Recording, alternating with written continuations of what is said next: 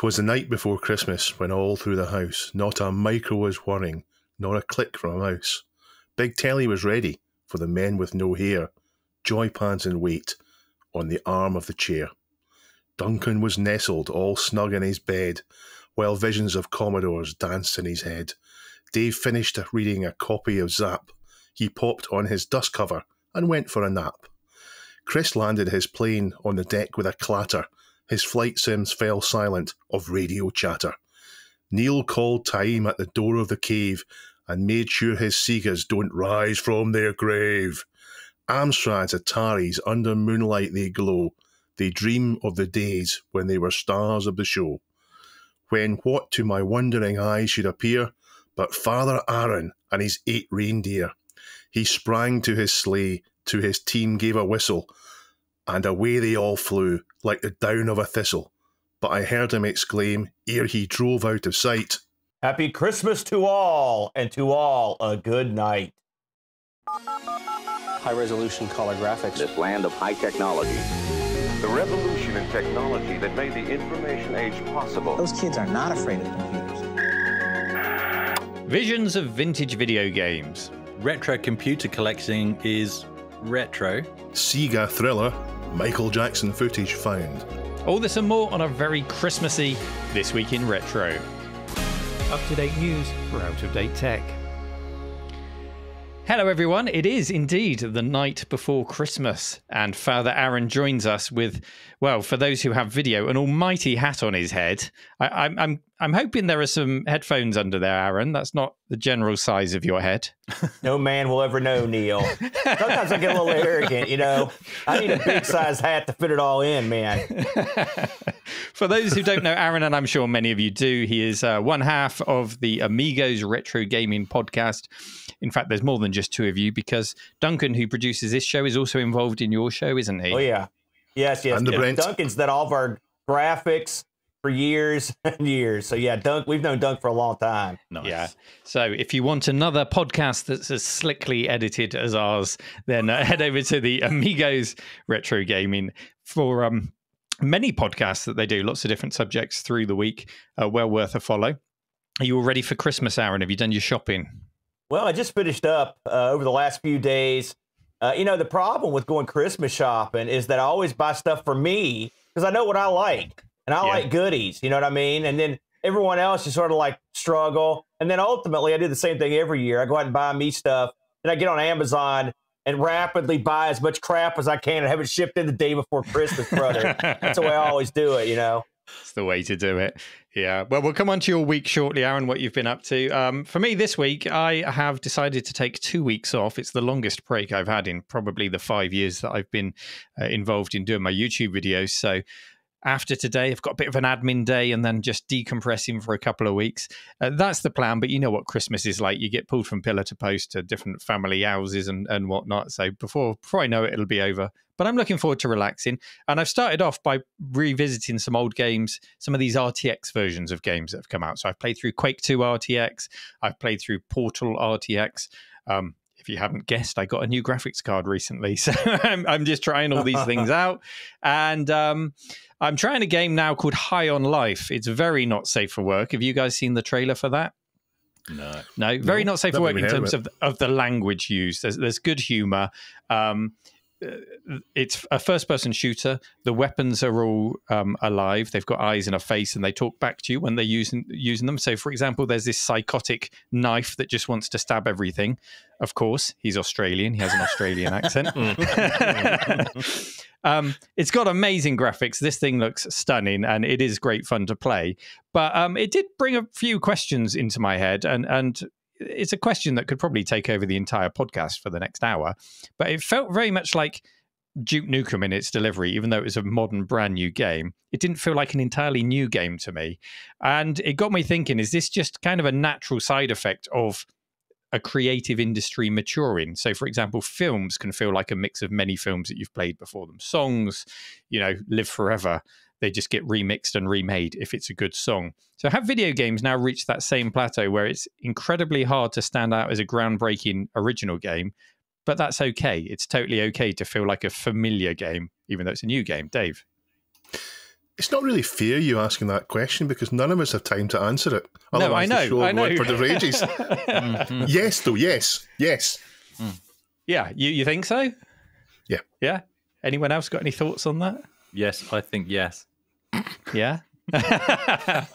Yeah, the thing is, I didn't want to talk down this game by going, oh, yeah, it's just like Duke Nukem because it's so much No, there's more. nothing wrong with it doing that. Nothing wrong with it at all. I mean, I mean, if you look at, here I go. If you look at DOS gaming in the 90s, which I say is the best period of gaming there's ever been, you look at the period between kind of, I know, 1992, kind of 1992 and 97, that 5-year window is amazing. There's great games outside it, but that 5-year window is amazing.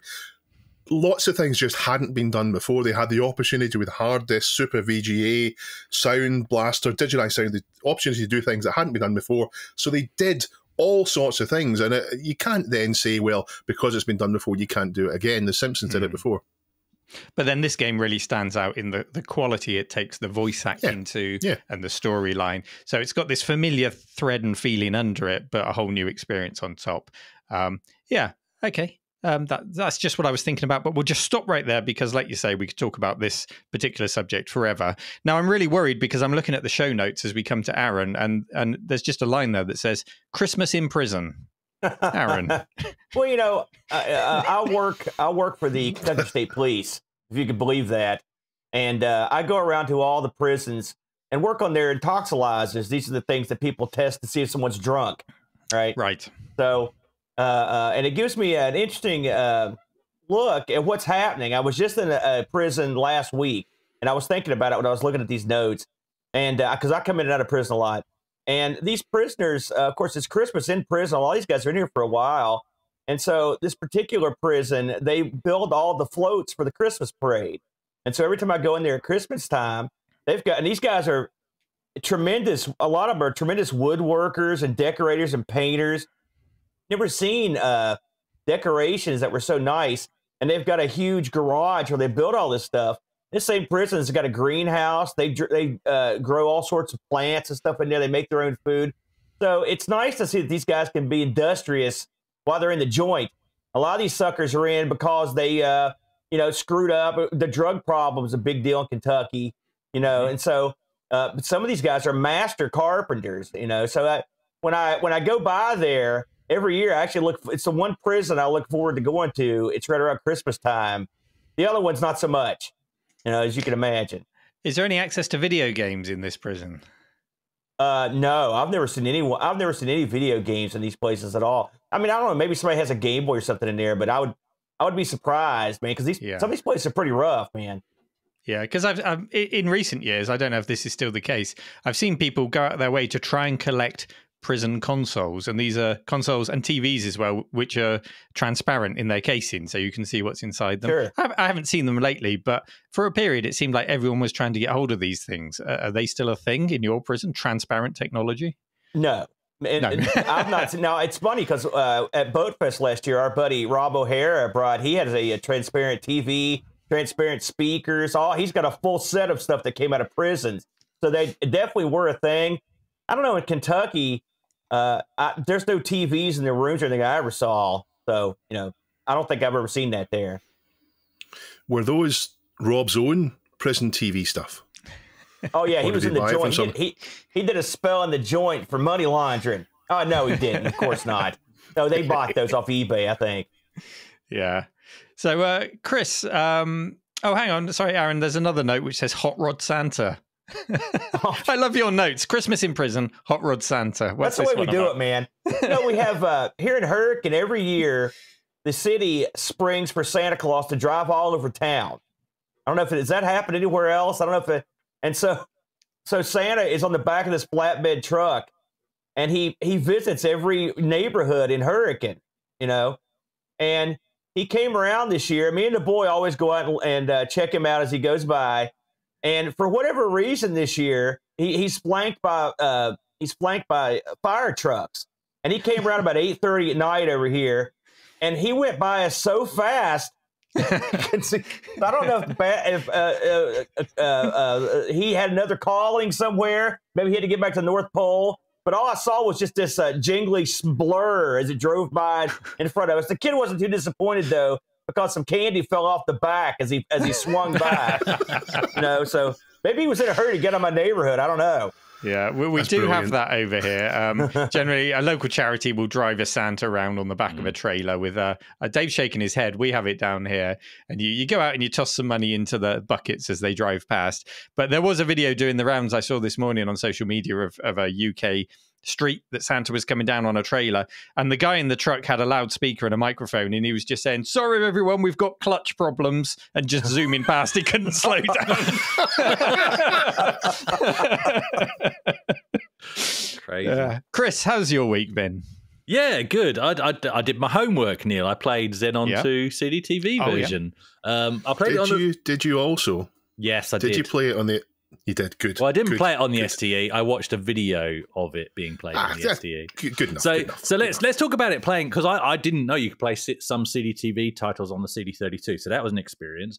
But what I did find was it would let me get to the shop and then it would crash consistently, and other people have had that issue as well. So I did end up having to use emulation, but it actually blew me away. I mean, seriously, part of me wants to travel back in time and go to Commodore UK and be the person in charge of getting CDTVs into shops and just say to them, look, I want you to put this thing in the best hi-fi stack you've got, plugged into the best speaker set you've got, and you play nothing but Xenon 2. Because seriously, that would have sold me a CDTV, hearing the CD quality music. The one gripe I do have, and this is my comparison with the STE is, Dave, I would say the music, it sounds exactly the same as the CDTV version. So that is a really big achievement for the STE to do that. But I did still find the game's sound effects on the STE still sounded, how do I put this, Atari, if that makes sense, rather than Paula. Yeah, so that's a compliment. Yeah, sure. If you want to take it that way, it's Christmas, so sure. It's Christmas, yeah. But, and here's my one gripe, and this, it sadly lets it down slightly. They've softened some of the sound effects in the CDTV version, and they're too quiet. So now you've got nothing but the music, and you can hardly hear the sound effects, which are still Paula sound effects, but they're not the originals. So it's so close to being the perfect version of Xenon 2. I actually love it. No options to turn the volume down or up in the settings? No, that's a shame.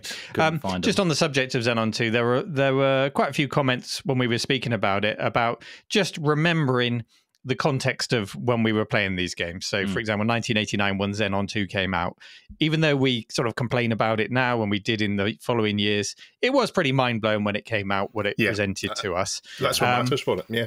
And as you described, though, showing off Xenon 2 on a CDTV, even when the CDTV came out, we would have been looking at it and going, yeah, but that's a few years old, that game. And I think that was part of the problem with the whole approach to the CDTV. Yeah, was they're just bringing out games we've already seen before. They added a lot to it, though. I will say, I think I agree. It's a heck of a release because they gave it a lot more personality. That alien at the store is involved in a lot more stuff. They give you there's a lot more to do in the CDTV version. So yeah, it's sort of the same basic game, but I mean, otherwise, the trappings are much nicer. I'm going to give them that. Yeah, we were demanding kids, though, weren't we? We were demanding new things every day. What was it? 1992, Chris? Around that, yeah, 92. And the issue I have is 91. 91. Well, there you go. 2 years. So the issue I have is when the CDTV came out, they were trying to sell it using full motion video, which was rubbish. If they sold it, I wouldn't mind somebody showing me the same game I'd already played on my A500. But saying, no, but wait a minute, listen, this is CD quality audio. The music tracks are actually playing from the CD, and that leaves all 4 Paula channels open for game sound effects. That would have blown me away. That would have made me buy a CDTV if I had the money, which I didn't, but let's forget that bit of detail. Yeah. And fork out the same pocket money to buy the same games over again, because it's that much better. It's amazing. Yeah, in my opinion. It's another topic we could have a big old chat about, especially with Aaron being here with his Amiga love and experience. But let's move on, because there's so much to cram into today's show. You've been on a trip this week, Chris. Yeah, kind of. So it was a work outing, but we went to, so I will be very brief on this, we went to the Palace Arcade bar in Northbridge, which I have mentioned before, but I'd never been there. And that was absolutely great. I played Pong, so they had original Pong, original Star Wars, Space Invaders, Street Fighter 2, Terminator 2, Sega Rally, and that's just the games I played. This place, 2 floors, absolutely full of original arcade games, all with you basically top up a card and you tap and play. They've still got the original coin mechs, but they've overridden them with this tap and pay process. Clever. And the cool thing is, it's done both jobs well. It's a fantastic bar, but seriously, they haven't paid me to say any of this. This is just my experience of popping in there. It's a fantastic bar with nice local brews, your cloudy IPAs, that kind of thing. So you could go there just because you want to drink, but it's also a fantastic retro arcade. So you can go there and just do that, or you can do both. Fantastic pizzas. I really enjoyed it, and I'll definitely be going back. Yeah. So is it real arcade cabs, or have they got the kind of modern ones with the LCDs? No, from what I could tell, these were all real. There were definitely CRTs. Wow, because that's the If there was any emulation at play behind the scenes, I didn't spot it. The original Star Wars cab. It was when you get to shooting at the towers, something was clearly wrong with the vector-based screen because you couldn't see one of the colors, whereas the other colors were showing up. So I think it's original hardware, just with these tap and pay things overriding the coin mech. Yeah. Yeah, because we talk about arcade bars and how difficult it would be to maintain in that environment a proper arcade machine. Amazing. Dave, my boiler's broken. Is yours? Last week, I mocked you, and you deserved it for all the mocking you gave me 2 years ago with my plumbing problem. So I mocked you last week about your boiler being broken. I said, all I did was go up and fix mine. So I did go up and fix mine. Then it broke again. Basically, a pipe froze, and I could not get this pipe unfrozen for Monday, Tuesday, Wednesday, and Thursday. I was climbing up and crawling out in the loft with hot water bottles, trying to defrost this pipe, climbing up a ladder to my roof and trying to pour boiling water up a pipe to defrost it. Eventually, on Thursday, when the house was something like 6 or 7 degrees inside, I eventually cut the pipe and fixed my hot water and my hot water and my heating that way by cutting the pipe and giving myself a plumbing problem to deal with later. But it shows what I get for mocking you last week, Neil. There you go. That's karma. Yeah. Well, mine is unsalvageable, and I have a new boiler and radiators. It's a very expensive Christmas, so that's my present to myself. This year, new boiler, radiator, all the pipe work. We're just going to rip it out and start again. So that's happening on Wednesday, Thursday, Friday. Hopefully we'll get it done in time for Christmas. But there is something that cheered me up this week, something that made my week. We have had not just one housekeeping jingle, but two. We've had 2 housekeeping jingles. Thank you very much. I was joking. I thought someone would actually make one, but we actually had 2 made. And Duncan is going to play the first one, I think, now. Is that right, Neil?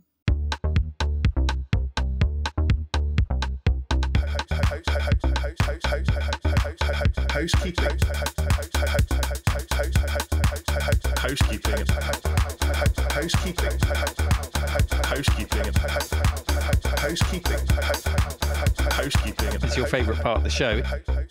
Is there any housekeeping to be had? And that one came from me and my rhythm box. So thank you for sending that in. The others that have been sent in will be played on future shows. And we need as many as we can. Just keep them coming. If you want to make a housekeeping jingle, send them in. The more the merrier. Dave, is there any housekeeping? I hope there is after that. No, there is, of course. So first of all, we have a 2-week break now, recharge our batteries, but we will not leave you with nothing. We've got 2 episodes, probably around 10 or 15 minutes each, coming to you with our outtakes for the past year. I think you'll get something from them on audio, but I suspect it might be worth making the time to watch it on YouTube so you can see each other's incompetence in our faces. So there'll be no episode on the 31st of December and none on the 7th of January, but we will be back on the 14th of January. In the meantime, though, don't neglect the subreddit. There's a lot of entertainment to be had there. There's new and interesting things being submitted all the time and discussion on them. There's been some amazing things submitted in the past few days that we won't discuss today. We only picked 3 stories, but I'd urge you to go and have a click on the links and have a read. There is sad news that PC Mag is closing after 40 years. There's the wonderful last-minute roaring success of the Checkmate Monitor Kickstart. There's a fantastic article about one of my favourite games, Pool of Radiance, which is the first gold box game, and you'll hear me talking about gold box games all the time, given any chance at all. Someone's made an HD remaster of the classic Mario Kart 64. There's an Atari 50th watch with a really nostalgic look to it. There's a Legend of Zelda first-person 3D story, a hackaday story about the Spectrum demo scene, and a couple of stories submitted about the extremely important BBC computer literacy project that we touched on quite recently when we talked about the BBC and the ATX case. And there's probably more than that I've forgotten, and even more by the time this episode airs. So go and have a look at the subreddit. Don't miss out on it. Our first story this week is a visual one, which is exactly what you want from a podcast, isn't it? It's titled 31 Images That Captured the Height of Arcade Culture in the 70s and 80s. And within this story is a really beautiful selection of pictures of people enjoying arcades. Now, one of my biggest regrets, and we have talked about this on the show before, is not having photos of the various systems that I've had over the year to look back on, because when you've got a roll of 35mm film and you've got 36 exposures on a roll, the last thing you're going to do is use, for most people, is use up one of those expensive pictures on a computer on a desk or a console. I wish I had now, but at the time, it's not something you think to take a photo of, let alone then the cost of actually developing that photo. But thankfully, some people did, as is seen beautifully in this article. It delves back as far as the 1930s with stories about pinball and how officials branded them a menace to society and concerns about pinball corrupting the youth, the very same concerns that would transfer over to video games in later years. But outside of that history, there's just the photo gallery on this article. Even if you don't read the article, flick through the photos because it's a really nice selection of photos.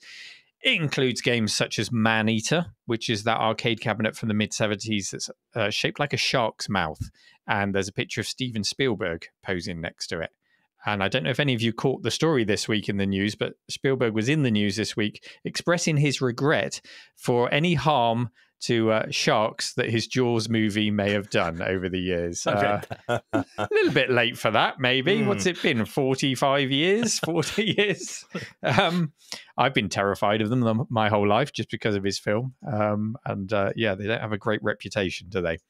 Any of you done shark diving before? I haven't. I know it's a popular thing. No. No, not been down in the cage. I didn't want to go in the bath for months after watching that. Yeah. I remember watching Jaws 3D at Butlins on a rear projection television, and we were all sat there with our 3D glasses on. Terrible film. But first 3D film I'd ever watched. Now, in here, there are the usual American photos that we see in other places, I guess, because generally arcade history photos are, I don't want to say they're whitewashed by American photos, but you usually see these photos of grand, big arcades in America. And our history is a little bit different in the UK with arcades. So it's nice to see some British photos thrown in there. Some very British ones, such as BBC radio presenter Dave Lee Travis helping to move a Space Invaders cabinet. Those are nice to see. But yeah, generally, I remember we did have the arcades here because I lived near a seaside town where a lot of them were. But generally, you would find your arcades in chip shops and taxi ranks and video rental stores and places like that. I'm sure you did in the US as well, but my primary memories are in those kinds of places. And on that note, just this morning, I've ordered a book on Amazon called Arcade Britannia by Alan Meads. It's a new book, came out in October, and it's about the history of video games or arcade games, specifically in the UK. So I'm really looking forward to reading that. If you're interested in that kind of history, look up Arcade Britannia on Amazon. Also in this gallery are photos of illegal pinball tables being confiscated by the US police. Some of those people have probably ended up... Sorry? Was it gambling pinball tables? No, what they were? It was just pinball tables. I think they were pinball tables were deemed illegal and gambling devices back in the day. And it's sort of famous. I'm sure some of you guys have heard of this, but it took a guy going into a courtroom and showing that the pinball machine was a game of skill and not of chance to get these off the gambling charts. But there were times where they would literally go and trash hundreds of old pinball machines. Yeah, because I just saw the caption that says gambling pinball machine. I thought, is that some kind of high score and it pays out or something? But no, it's not. No. And even in Germany, arcades were classified as gambling machines, video arcade machines. So you had to be 18. When we were, slinking into arcades and watching over people's shoulders because we didn't have the coins in our pockets, kids in Germany couldn't do that because they had to be over 18. So also in there was photos of Nolan Bushnell promoting Chuck E. Cheese. Do you know, okay, here's my stupid comment of the day. For years and years, I didn't know what Chuck E. Cheese was. I just assumed it was like a macaroni cheese joint. Turns out it's a pizza joint, isn't it? Yeah. Dave? Just on the German arcades, we got a confirmation from someone on Discord that indeed, if you were in an armed forces, US Armed Forces base in Germany in the 80s, in an arcade, you'd be using quarters in your arcade machine. So someone actually confirmed that question we had from last week. You know, speaking of the Showbiz Pizza, Nolan Bushnell, we had a Showbiz right near here, about 12 miles from here. When I was a kid, we had all the birthday parties there. Now, they eventually became, a lot of those old pizza places changed to like what are called Billy Bob's or other names. But one of the big things with these old places was a robot band. You know, they had like, it's called the Rockafire Explosion, right? We've got just about 12 miles from here. It's the last robot band as far as known on Earth. They're still around, the Rockafire Explosion, and people come from all over the world to see them. You know, and they're way better than that, Dave. They're actually quite cool. And I remember when I was a kid, I'd look at these things. I'm like, holy smokes, you got robots, you know, because robots are a big deal. You know what I mean? The thing about it's The Simpsons. The Simpsons is that's what's done it dirty. It's The Simpsons. Yeah, well, I mean, trust me, there was a time when the robots looked rough. All right, before they got done, their eyes popping out, and they would, you know, some of that, you know, and it wasn't good. But they've refurbished them. You always went to Showbiz. You went there for the video games, and you went there for the robot band. You never went there for the food. And the funny, because the pizza was horrible. And the funny thing is, there's a funny story. When I was researching ARG Presents one time on a show we did, they Nolan Bushnell went to he took a vacation, he went to Japan or something. And while he was gone, his management changed the pizza to make it better, and it screwed up all their profit margins. And that was one of the reasons it went under. They made the pizzas too good because they had to have just the minimal ingredients of these pizzas. So the pizzas were always bad. And I will say, that remains to this day because this place has horrible pizza. So people were spending not enough on the games because they were then spending more time eating the pizza. Yeah, well, or the pizzas were just, the ingredients cost too much for the profit margin. I get you. Well, there you go. There's a huge difference with US and UK arcades. I certainly don't remember robotic bands in our arcades.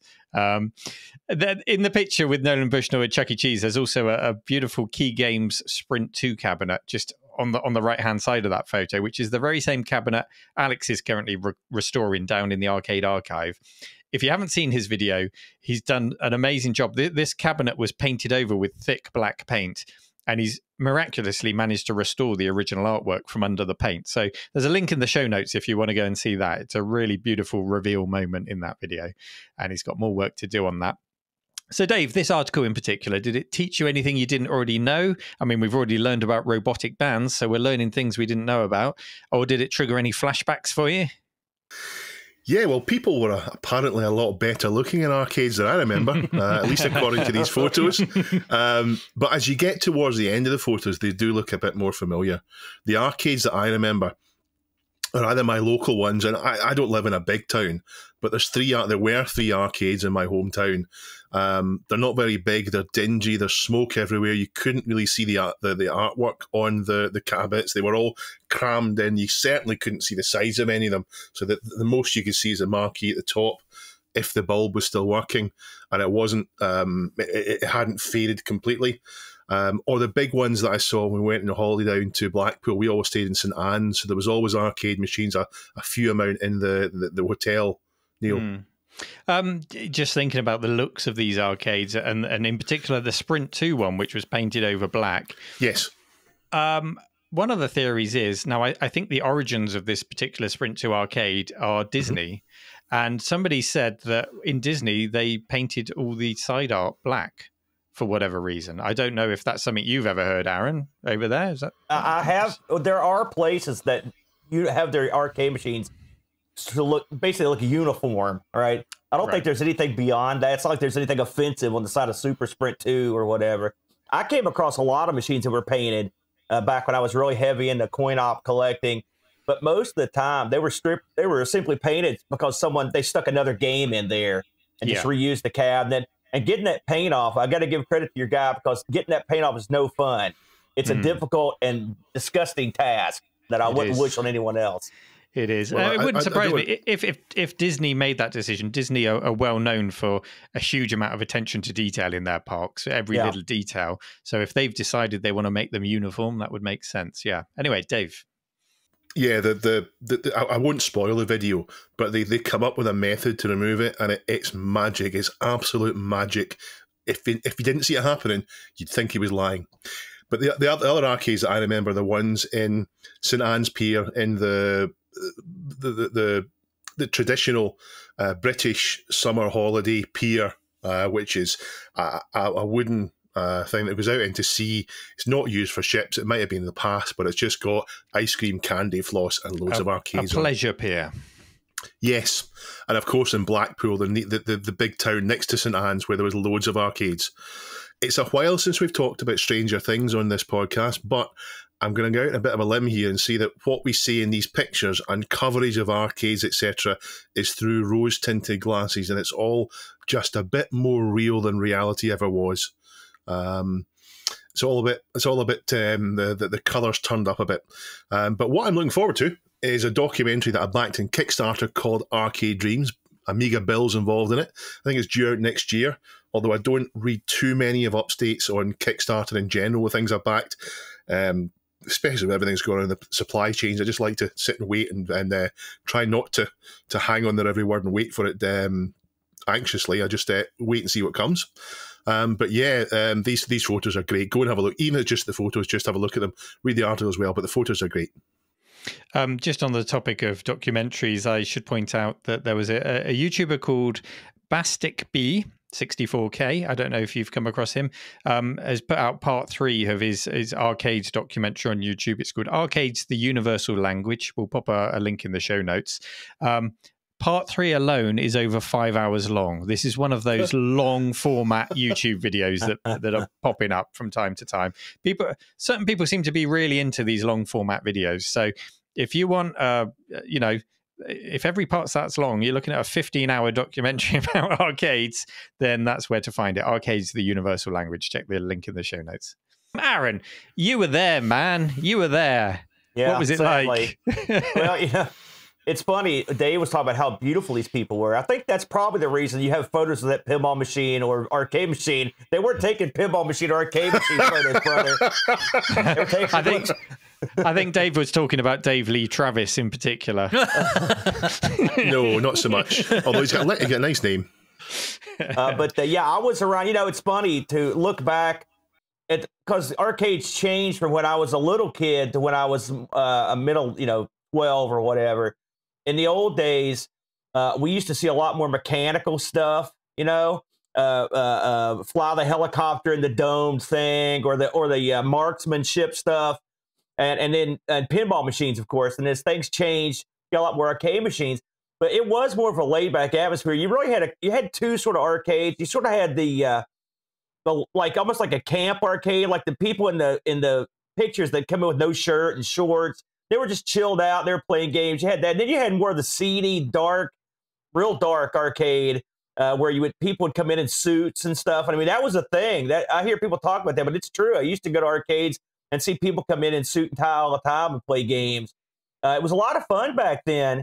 It felt sort of like you were getting away with something when you went to an arcade, because there was a stigma around arcade games. And as a kid, that was awesome. Because you thought, man, I'm getting into something here. And they also usually had pool tables back there. So you had the pool people mixing with the game people. And they were all sort of the same people back in those days. And then slowly as the mall started emerging, there was mall arcades. And then in the early 80s, everyone had arcades. The grocery store had an arcade. The drugstore had an arcade. The gas station had a little arcade. And then instantly they were all gone. So something went south. I noticed that in the pictures, there was a little girl playing a Mr. and Miss Pac-Man pinball machine. I've got one sitting right there, and it's a good machine. I love looking at those old machines. They really bring back a lot of memories. And you look at these pictures of all these machines, and you can pick out 2 or 3, but there are about 10 that you have no idea what they are. It just goes to show you the width and breadth of the arcade industry back then, because we've got all these legendary games, and there are probably 2 or 3 times as many that you'll never see again. kind of neat. Yeah, there was one game in particular in the photos which I'd never seen before. Two kids playing what looked like some kind of fighting game. It was called like Street something. Street Fighter 2? No. Wasn't that, Dave? Wasn't that? But the graphics looked good on it. It looked like a kind of Final Fight style game. If you click through the gallery, you'll see what I mean. And I'm going to look that game up and give it a play. Anyway, Chris, what was what memories did this invoke for you? Yeah, well, I mean, first of all, some of these photos really met with my approval, which Dave and Aaron have already alluded to. Let's be honest, there are some that it was clearly promotional photos via a certain gentleman's magazine, which some of you may or may not have read for the articles. Yes, I saw those ones. Yeah, so, you know, if you're curious, go and check out the links through the subreddit. But the later ones, especially once you get into the color photos, they're closer to, you know, my memories of arcades. And for me, it was mainly on the south coast of Kent, where you had in Australia, where you had the bigger arcades that were just jam packed. And those buildings are still there. Some of them actually still have machines in them. I'm not sure exactly what they're running at the moment. But most of them are sadly just shut down. You know, they're just boarded up. There was a what, Chris? They're shut down, boarded up. Duncan, get the Amstrad beep out. Yes, get the Amstrad beep out. There was a slight mispronunciation there. I do apologise. But yeah, those are the ones that sort of are close to my actual memories. And you've touched on this at the start of this story, Neil. It is quite sad that we don't have photos of, you know, hanging out at the arcades ourselves, and also of our own setups. I mean, the only photos I've managed to find are from the early 2000s, just before we moved to Australia. And that really is on the cusp of when digital cameras became more affordable. And that's why I have those images. It's not because I was wasting. Essentially free. Yeah. 35 mil, or for me, initially, it was, you remember the 110 films, the clicky cameras? But it was, you know, every single shot counted, and every single shot cost you to develop. So you didn't waste it on taking photos of your Amiga. Which is sad. Yeah, the arcade game I was trying to remember the name of, I've just popped up the photos again. It's called Street Smash. It's in 1990, circa 1990. It says, and there's a Batman symbol on the wall at the back of that picture. So that was about the time Batman the movie came out, wasn't it? Was that 89 when that came out? Yeah. So Street Smash. I've never heard of that game. Never played that game. I'll have to look it up. But yeah, I mean, we'd love to hear your arcade memories. So the story is right there, posted by Dr. Local on the subreddit. Thank you for posting that. So go and add to the comments on that story and share your memories, and have a flick through the photos and let us know. Maybe some of you have actually got some old photos out there. We'd love to see them. So do share those with us. Let us know. All the links are in the show notes. We are sponsored by Pixel Addict magazine. Pixel Addict is a monthly printed or PDF magazine that you can get if you want to. It covers not just games; it covers the whole retro theme. Chris, have you been reading it? Well, I've not been reading it. My news this week, Dave, as you know, I got. Were you stuck at the big words? Yes, I was stuck at the big words. I just look at the pictures, Dave, and I read it for the articles.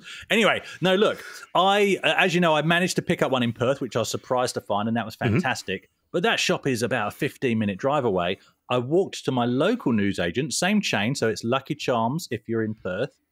And while they didn't have it or Amiga Addict, they're able to order it in. So basically, it's nostalgia again, because now I've got a standing order through a newsagent, and I'm waiting for the next issue to arrive. And in the back of my mind, every week is it there yet? Is it there yet? And they can get Amiga Addict in as well. So fantastic. Yeah, that's my news. That's good. I've got to ask, good. Yeah. Aaron, do you know, has Pixel Addict or Amiga Addict made it over to your shores? I've not seen it, but I've been told that it has. Now, of course, I'm in West Virginia. I mean, you can go out and buy a stone tablet before you can get something from the UK. But I have been told that by others that it is in the States. So I never miss an issue, of course. You know, I've got a lot of buddies that work over there, and they do sterling work on all those magazines. So thank you very much for sponsoring us. The links in the show notes, but you can go to www.pixel.addict.media, and if you want to take out a subscription, printed or PDF.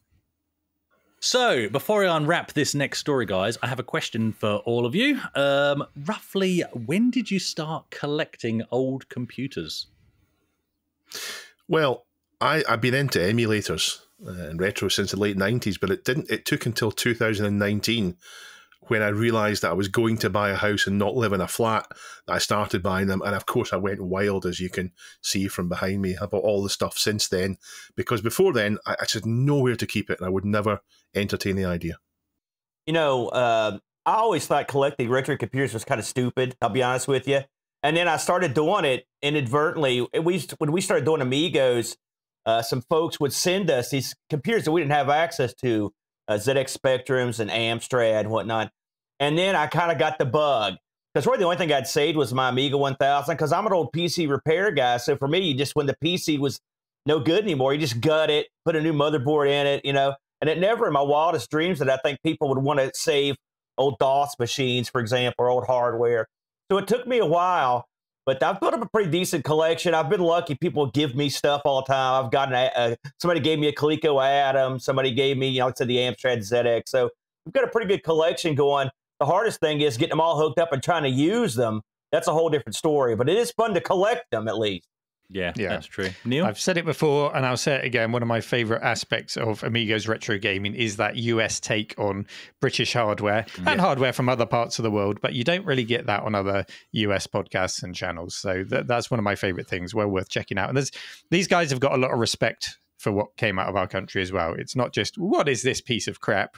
You know, we had our systems. Why would you want this? They do look into it in depth and take recommendations from their viewers on what they should try out on the systems as well, which is nice. As far as collecting goes, for me, I would say I was a virtual collector in the mid-90s when I started collecting ROMs. I mean, it's a collection of sorts, isn't it? And trying out all the different emulators. And then physically, I would say at the end of the 90s, when I got my first decent paying job, I went out and the first thing I bought was an old arcade cabinet, and I gutted it and I put MAME in it. And then shortly after, I probably picked up an Amiga 500. But that arcade cabinet was the first retro piece of hardware I think I collected. And collecting from then on was pretty slow for me because I lived in various one-bedroom flats. I moved around a lot for work. So it wasn't until about 2009 when I finally got a house and had some space that I was able to put things in there. And that space filled up pretty quickly with my collection. Yeah. Yeah, no, fair enough. And for myself, I mean, I only got back into it in the way I am now. You know, as late as 2018. There are some items I've got, like a Donkey Kong Game & Watch that I picked up much earlier, and there's some items I kind of never got rid of. You know, so there's aspect of it as well. But for most of us, well, we're kind of dealing with rookie numbers there in terms of the years that we started collecting. So around the time when most of us were thinking about how to offload our old TAT in order to finance upgrades to make our PCs run almost as well as an Amiga, one of our listeners was already collecting old computers, right? And this was back in 1994. So listener Reddit user G7VFY, aka Stephen Walters, which is probably easier to say. Of course, he couldn't boast about his collection on YouTube to a multitude of, up to 15 people at a time like we can.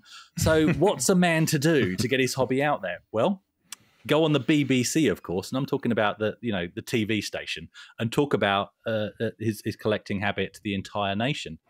So this is in the 90s, is it? This is in the 90s, yeah, in the 90s. So the segment, which we'll link to, I'll link to the actual time code for you, but you can watch the whole thing if you want. It's an insert. We won't insert it into the show, sorry, obviously because of copyright reasons. Kind of, the BBC are kind of still around, so that's probably going to be an issue for us. But it's on season 1, episode 7 of The Net, which is a mid-90s BBC show about computing and gaming. So I'll link to the segment in the notes specifically at around the 13-minute mark, and discuss the irony. The segment discusses the irony of the emergence of digital storage, coupled with the fragility of digital media, and the fact that actually means that we're at risk of being a portion of history that is less preserved than those that went before us because of things like bit rot and stuff like that. It's a topic we've covered many times, the importance of digital preservation. But yeah, Stephen is there on the BBC. He's one of our listeners, and he's on the BBC as part of this segment discussing his collection of old computers and software, and running of the Classic Computer Club. So it's back in the mid-90s, and he's running the Classic Computer Club, 1994. They're already discussing how software rots and how storing and maintaining hardware to read the software is also troublesome. Dave? Not the Home Computer Club, which is the one we all subscribed to and had to buy games for a year. No, not that one. Not that one. But interestingly enough, okay, his collecting actually didn't start in 1994 when the show aired. I spoke to Stephen on the weekend and we had a massive long chat, too much to fit into today's segment. But he told me that it probably all started as early as the mid-80s for him. Basically, he saw a VAX mini computer on the verge that had been discarded and he wanted to save it. Unfortunately, by the time he went back to pick it up, it had gone. And when we say mini computer, we're talking about machines the size of fridges. And he had several of them through his collecting years. PDP-11s is something he mentioned several times, and probably because he owned 4 of them. Machines the size of fridges, and he owned 4 of them, as well as a PDP-8.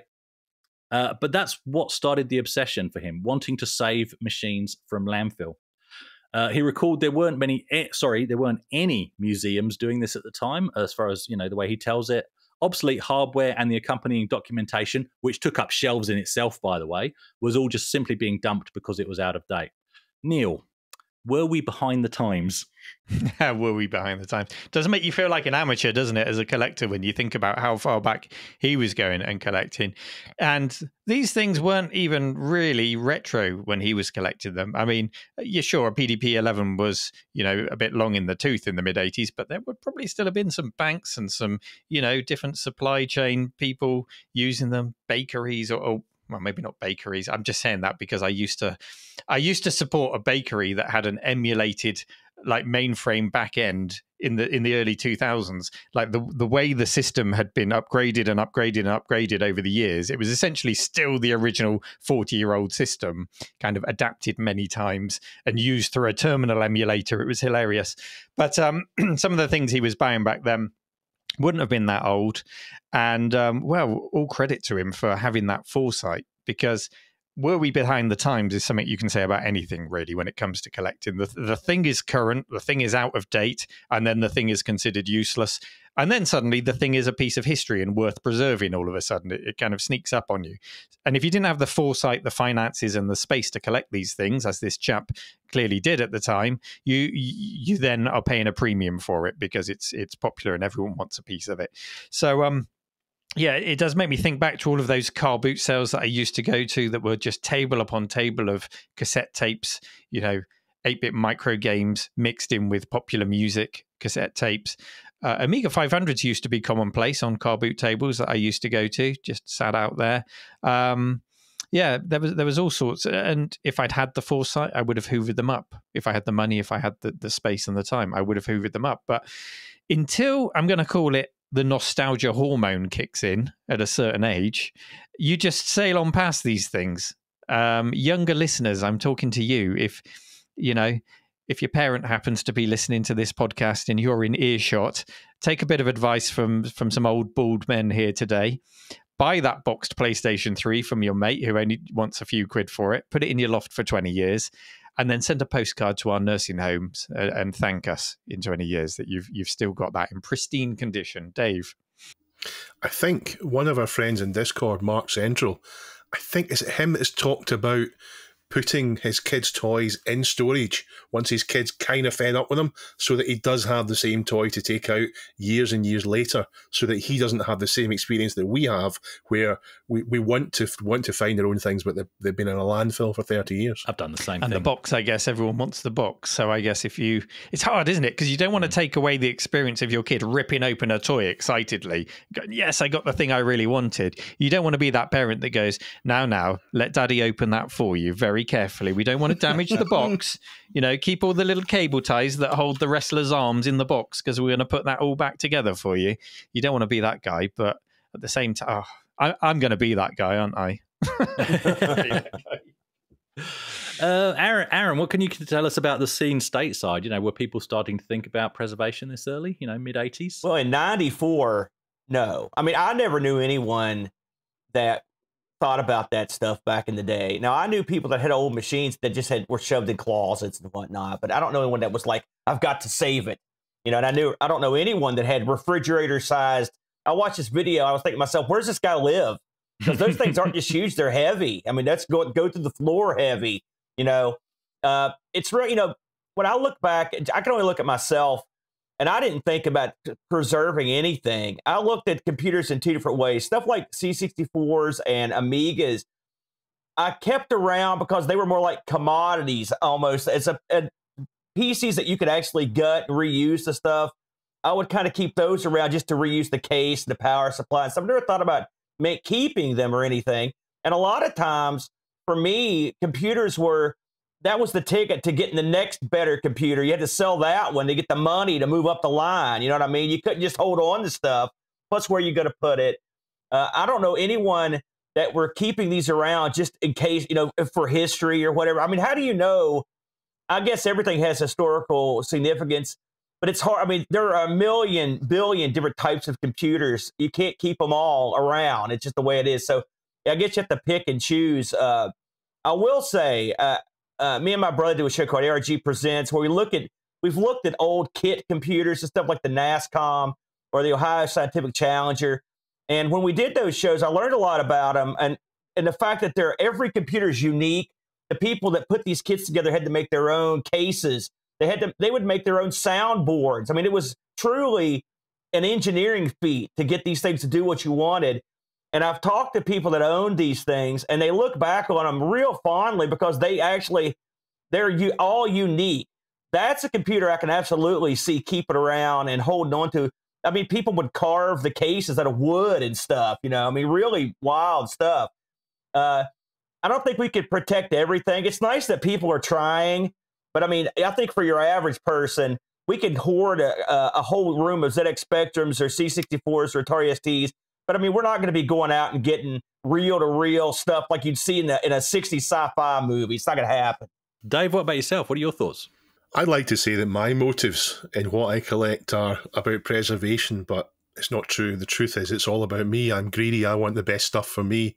I do agree with Aaron about chuck it in the bin and move on. And that was me all the time. That was me. And even when I was already into retro in the late 90s, when I was using stuff like Multi-Gauntlet Emulator and then MAME and so on, I was definitely into retro at that point.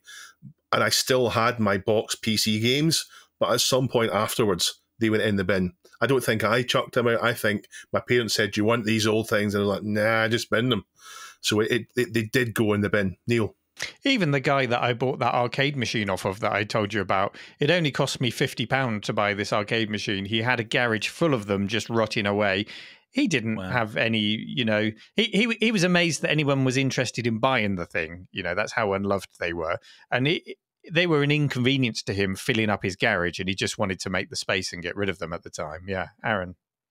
You know, there was a time where I had a project. You know, I'm a big coin-op collector. And I look at sort of like coin-ops are a lot like, you know, classic video games and classic computer hardware. You've got so many pinball machines of a certain type and so many Street Fighter 2s that were made. And so there's a big collector thing going on there. But the flip side of it is I remember I started getting into jukeboxes. And I had this big jukebox. And I'm sitting there and I'm looking at it. It had like, I don't know, 145s in it. And I looked down, and I had an MP3 player the size of this remote control that played 10,000 songs with crystal clarity.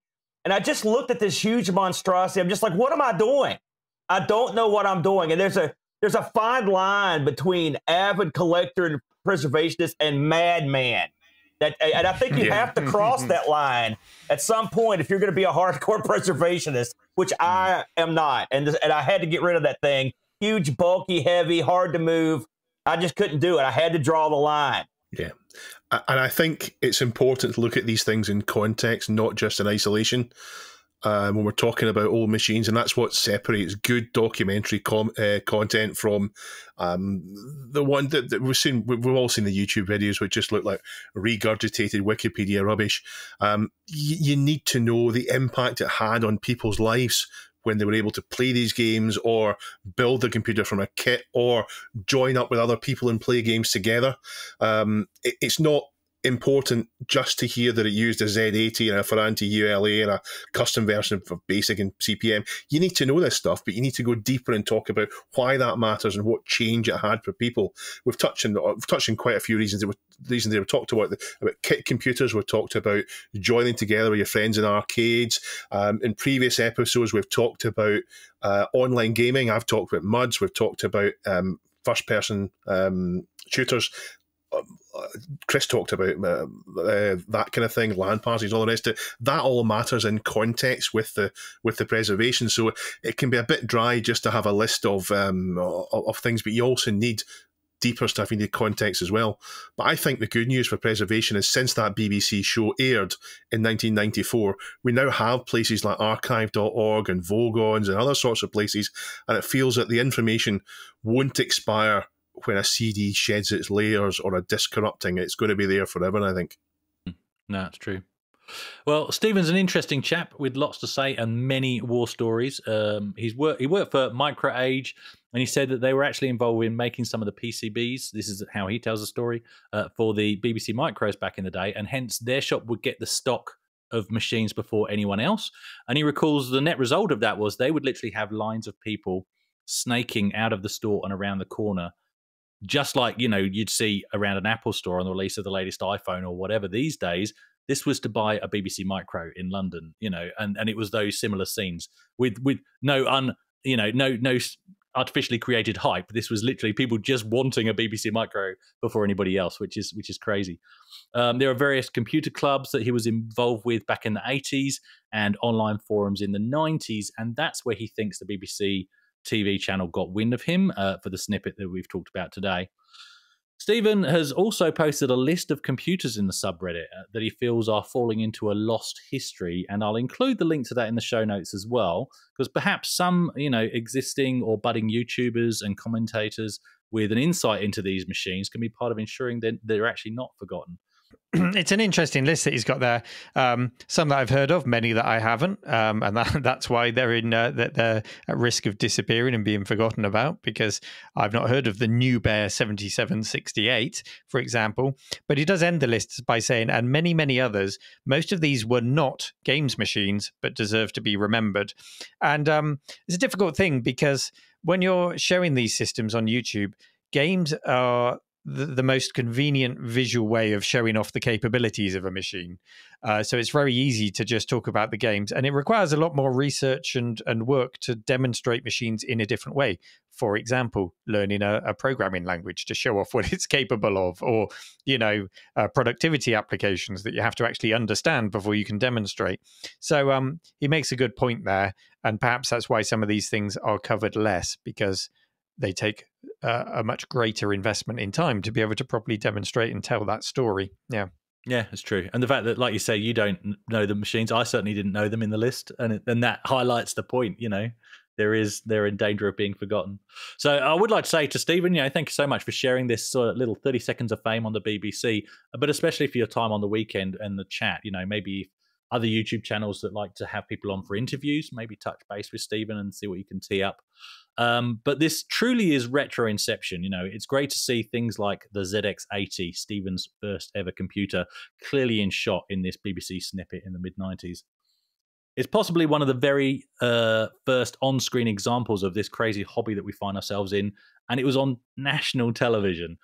So I think let's stop calling it collecting. It is preservation. And whether you're an individual collecting because they're the machines that you grew up with, you know, that's still part of it. Or if you're running a hands-on exhibition or a museum, we're all part of it. Sega thriller, Michael Jackson, tape found. It's no secret that the king of pop, Michael Jackson, loved video games. Pinball, arcades, consoles, you can easily find pictures of him enjoying the hobby. And this week, Dr. Local has submitted a story of a cancelled Sega, as it's pronounced correctly, and Jackson tie-in, Scramble Training. It's a 1992 game with Michael Jackson starring as Commander Jackson. That's not Commander Jameson, but Commander Jackson. But I'd love an Elite-based film based in the Dark Wheel novel, if anyone's interested. But there Commander was, Dave. Jackson, there was a Commander Michael Jackson in the British Army. Do you remember him? Commander Michael Jackson. He used to appear on BBC News, I think during the Iraq War, I think he used to pop up a lot. And it always made me laugh because Commander Michael Jackson was on my day. He went by the name of Mike Jackson, but, you know, you made the connection. Anyway, sorry, carry on. But the game was meant to be... I'm just imagining me seeing him coming up in the news. I would be exactly the same. I can't help myself with the things like that. I had a customer whose name was Michael J. Fox. And really? I had to ask, I had to ask him about it as well. And he was of an age that it might have been when Michael J. Fox was just starting to become famous. He might have been named after him. I'm not sure. I had to ask. I was so tired of people asking as well. I had both a Michael Jackson and a James Brown on the same street where I grew up. Yeah. I can do others if you want. Do you want to know the worst one? The worst one. Oh, go on. I'm sure I've said this on the podcast before, but there was a lad who lived around the corner from me. He was quite a bit younger. He was in my sister's year, and his name was Hugh Cumber. Oh no! I'm not making it up. Oh no, man. Hugh Cumber.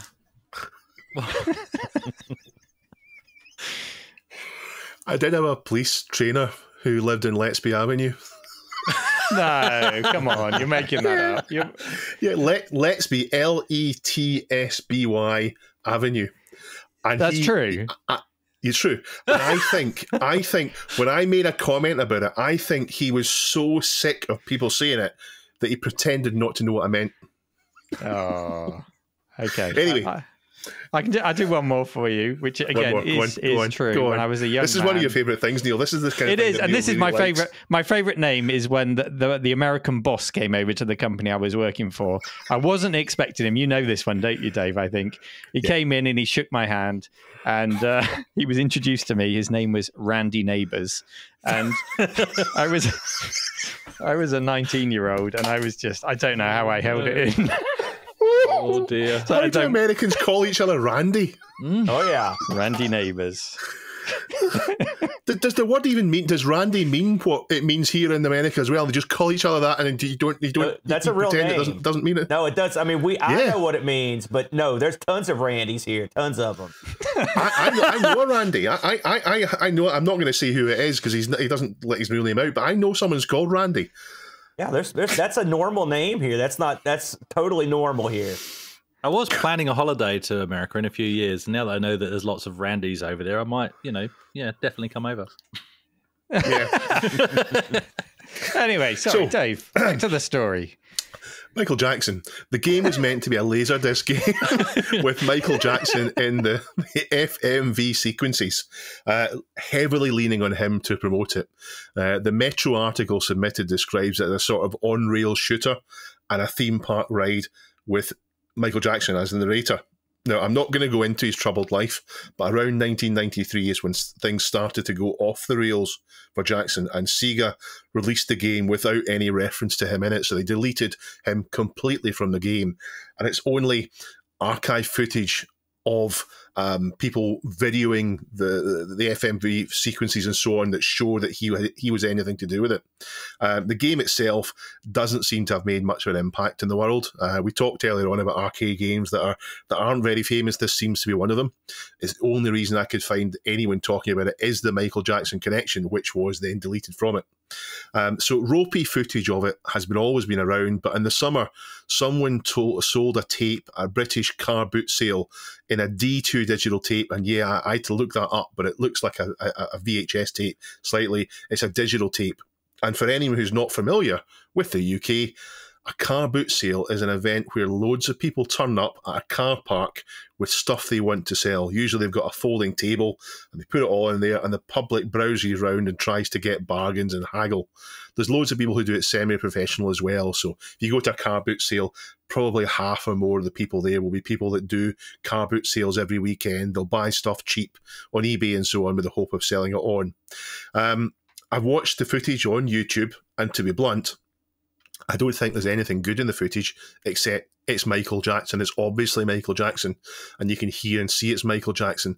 There's none of his usual style and sparkle there. There's no Shimon and all the rest of it. Doesn't happen. He's just reading lines out. But I expect that's what they wanted. They just wanted his name on it until all of a sudden they didn't want his name on it. Now, as for celebrity tie-ins, Michael Jackson may be one of the biggest, things like Moonwalker and so on. But he's not alone. Neil, can you think of any celebrity tie-ins that improve games, or do you think it's all just there to help marketing? Oh, I can think of lots, but when you throw in improve games, that makes it a lot more difficult. The one that springs to mind, just because I was reading Sid Meier's autobiography recently, was Larry Bird and Dr. J on one of the basketball games, and then later Magic Johnson's basketball game. And I didn't follow basketball, as most of us in the UK didn't. But, you know, people like Johnson and then later Michael Jordan, they transcended the sport. They were lending their names to everything from shoes to video games. And they were no doubt helping the product sales. The games themselves, probably not. I can't imagine they had a huge amount of input into them, really. But I've got to ask you, and I think it's got to be a yes from Aaron, I'm sure. Have you ever seen the clip of Bret the Hitman Hart going to Midway Studios to help them make a video game? Yes, I have seen that. It violently helps them. It violently helps them, yeah.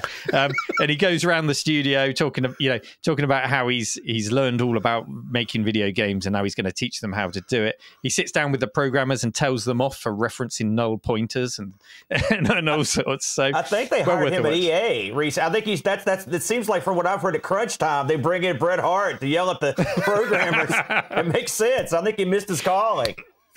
It's brilliant. I've put a link in the show notes for Duncan to put there for you to go and watch that video. Well worth a watch. If we're looking for UK specific examples, I would point to Jeff Cape's Strongman. Had that on the Amstrad. Do you remember that? That was a bit like track and field, but much more of a stamina-based game. God, that took it out of you, that game. Jimmy White's Snooker. Nigel Mansell, That's a great game. He had some games, yeah. Nigel Mansell had his face on the Logic 3 steering wheel as well, on the peripherals. Sorry to interrupt, but Aaron, can you say the name of that game that you said was very good? Jimmy White's Snooker? Yes!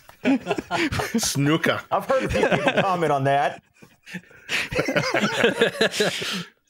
We had video game adaptations of the game shows of the day. So we had Bob Holness on Blockbusters. We even had a Frankie Goes to Hollywood game, and that was tied to Ocean, who were one of the first to really push licensing over here in the UK and tie in everything that they could to increase their sales. I can't, though, think of really a single example of where a celebrity has helped to shape a game itself to make it a better game. One that I remember them saying a lot about was Ayrton Senna, the late Ayrton Senna's involvement in Super Monaco GP for Sega. They would show video clips of him sitting down and playing the game and how he'd helped to improve the game. I struggle to believe it's anything more than marketing, to be honest. But yeah, Aaron, I know you like your wrestling. Does do any wrestling celebrity tie-ins feature in your games? There's a few. I want to mention that you forgot my favorite, Jockey Wilson, man. I love him. Oh, yeah, Jockey Wilson playing darts. Yeah. Me and Bo got into darts heavily when we covered that game, and that was so much fun. And the pub games and stuff, we don't have that stuff here, and it was so awesome. The 70s were great, and the early 80s. When it comes to wrestling, most of the time, the tie-ins are from the promotions themselves and not individual wrestlers. There's really only a couple of times where an individual wrestler sort of headlined the game. There's a guy called Anita, who was in this really violent promotion, FMW, that was on a Super Famicom game we covered a couple months ago. There's a lady wrestler called Cutie Suzuki. She headlined the game, but for the most part, it's just Japanese, yeah. Of course, the Hulkster had a really bad Kinect game on the 360. You know, Hulk is sort of synonymous with really bad, you know, and that was just another example of him. He'll sign anything when it comes to that. There are tons of, when you look at the Michael Jackson footage, which I watched this kind of boring footage, I had to laugh, Dave, when you said there was no sparkle there. I mean, he's a flight instructor. What's he going to do? He's not going to shim on and jump up and grab his crotch while you're, fighting bad guys.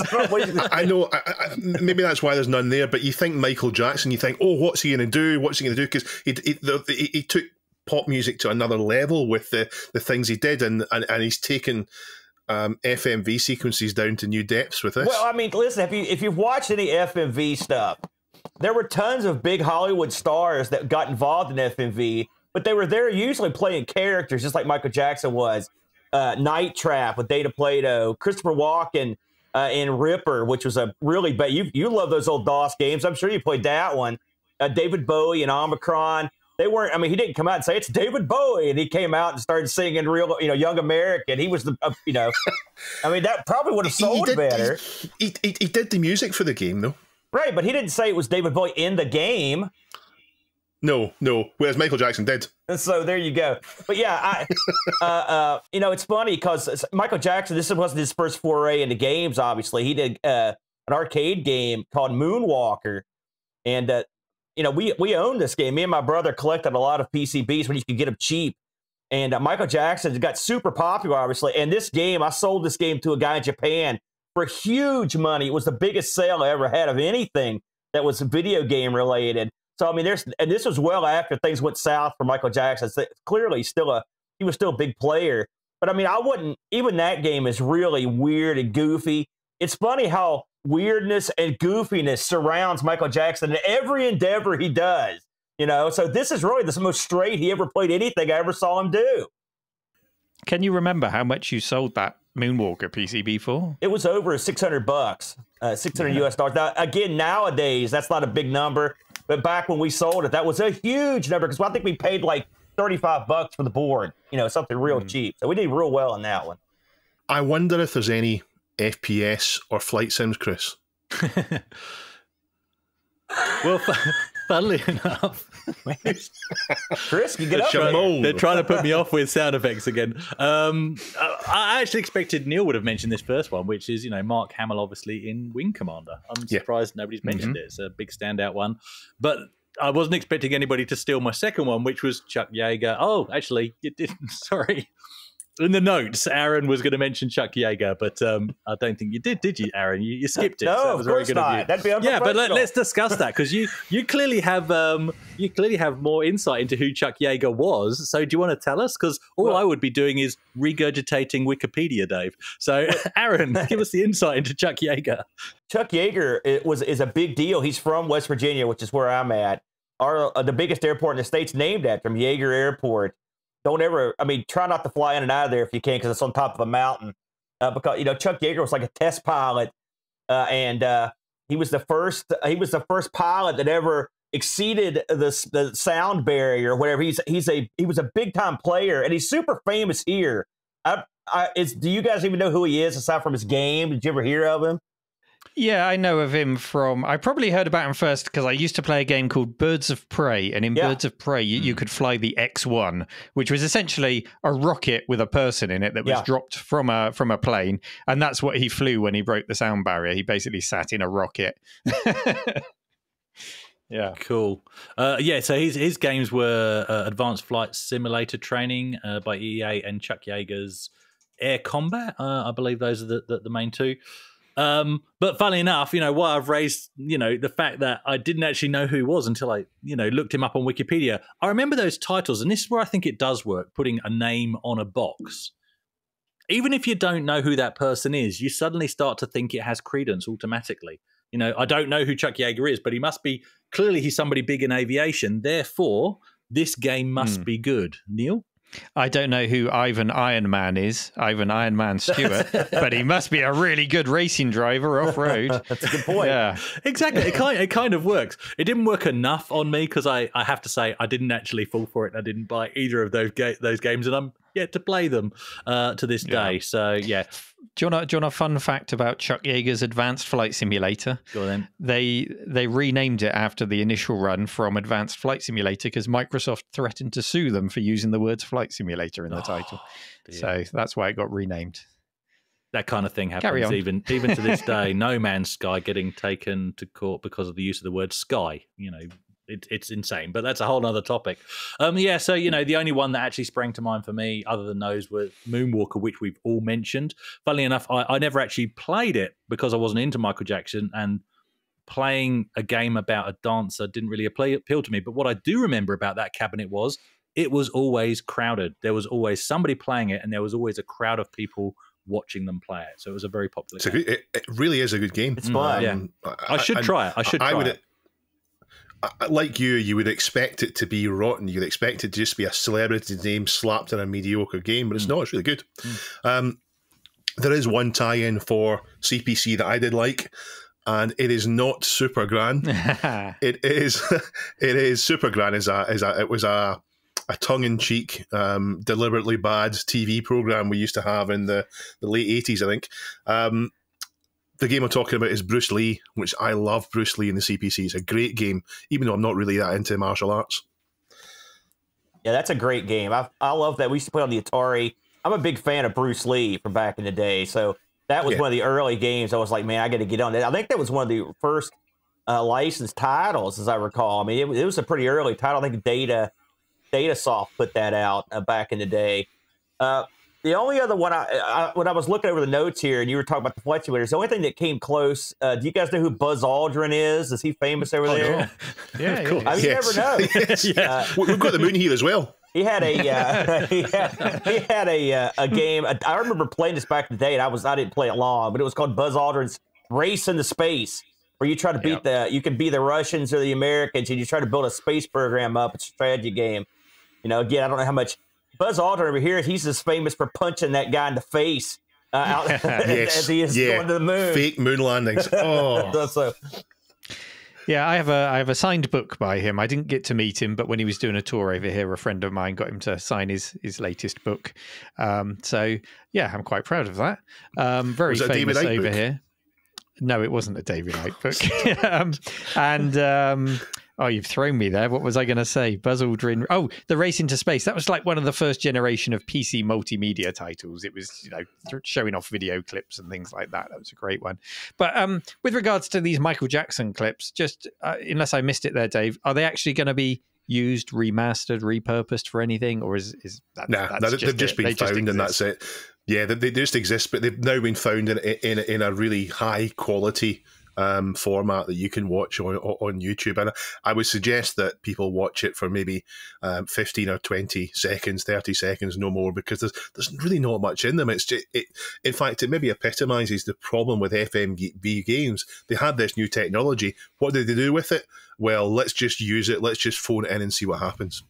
And that's what this, to me, looks like.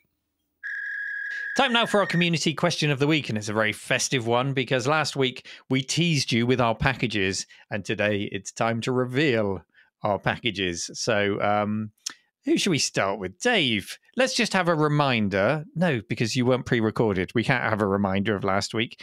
You've got the package right there, haven't you? So let's just hear your clue again, because I think I've got a pretty good idea as to what it is, but no spoilers.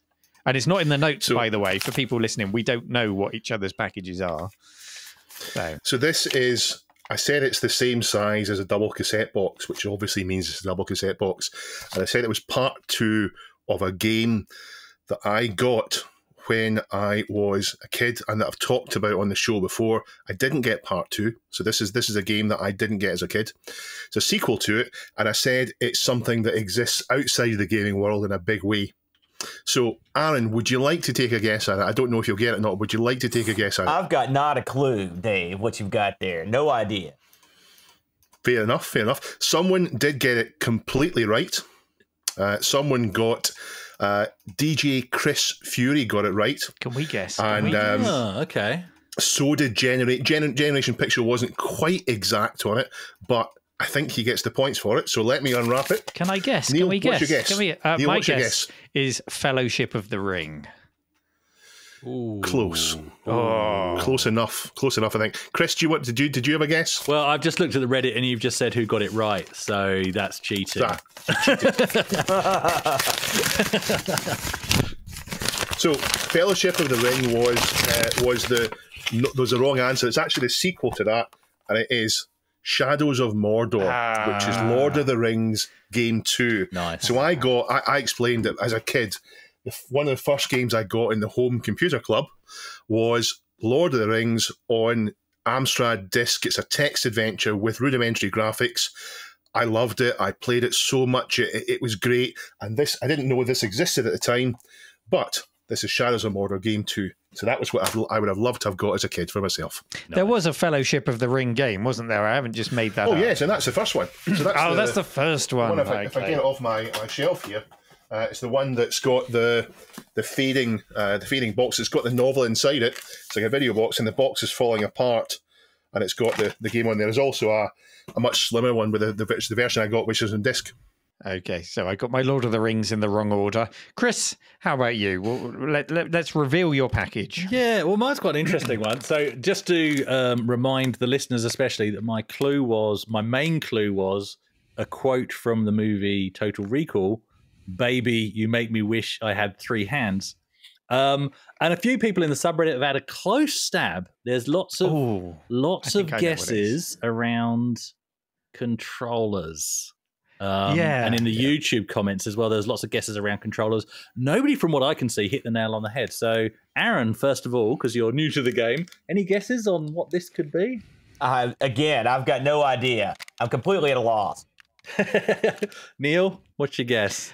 I'm going to go with a JAG controller because you need 3 hands to use that properly. Oh, you guys. That was also my guess. That was your guess? Right, I'm going to unwrap it. It is actually... I hope it's not what we saw in Total... Oh! It's an N64 controller because you need 3 hands for one of those. Yeah, you and it's obvious if you can see it. Need describe to people what the N64 controller looks like. It's the worst controller ever designed. Just picture that in your head, and that's what you've got. You've got 2 handles on either side, and one places your thumb conveniently for the D-pad and the shoulder button on the left. The other one, you've got a selection of yellow buttons in a cross configuration and access to the 2 fire buttons, the A and B buttons, and another shoulder button. So your hands are already occupied. But then in the middle, you've got a thumbstick, and on the back side of that, you've even got a trigger. So you need 3 hands. You literally need 3 hands to use it effectively. It's shaped like a grappling hook. And it is absolutely. And the little yellow buttons are... why did they make those so tiny and horrible? It's a horrible controller. The analog's horrible on it. Just horrible. You know, the weird thing is, it took me forever to get the N64 control because there was a few options you could pick in GoldenEye, and I managed to, sort of tweak it and mess about with it until I got it where I really wanted it, so you could circle strafe and all that kind of thing.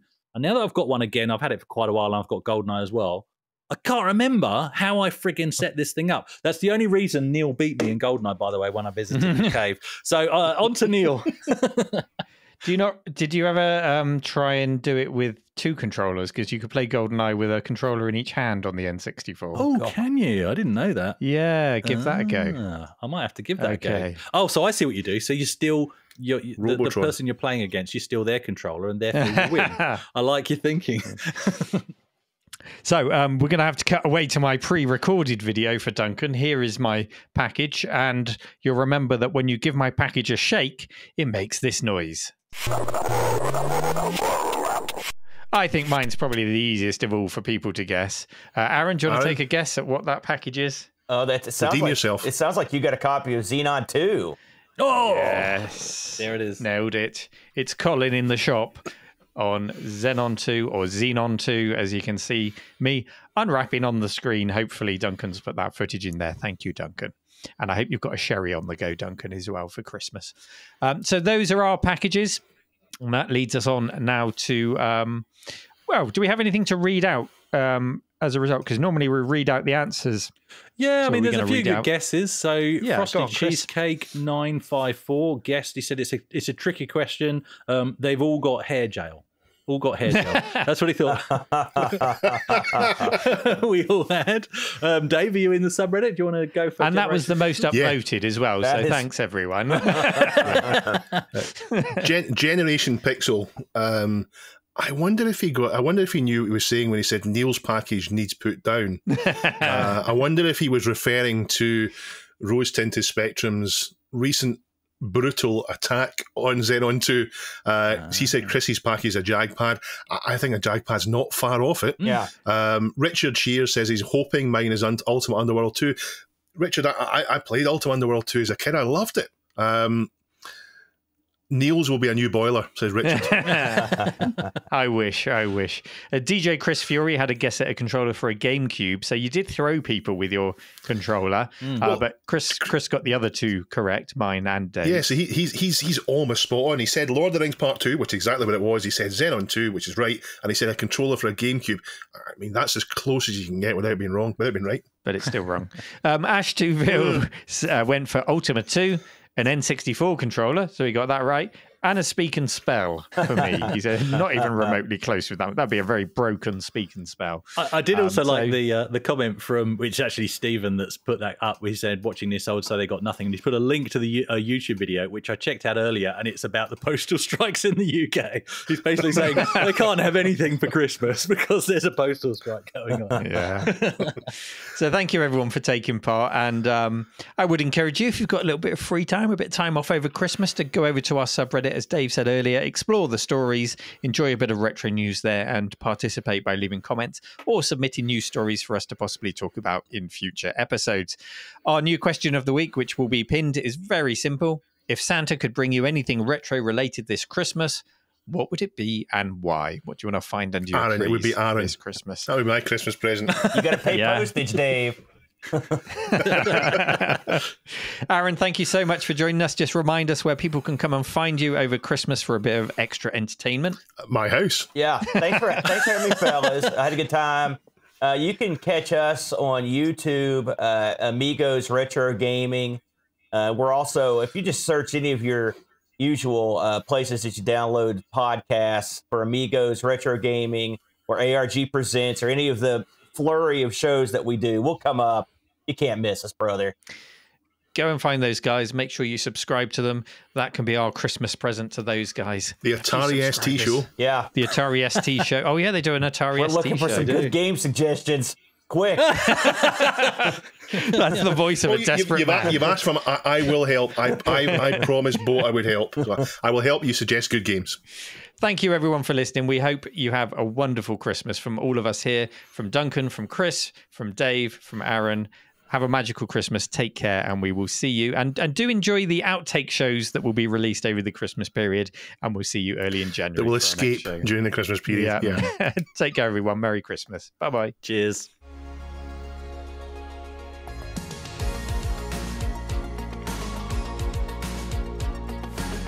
This Week in Retro was presented by Neil from RMC The Cave, Chris from 005 AGIMA, and Dave.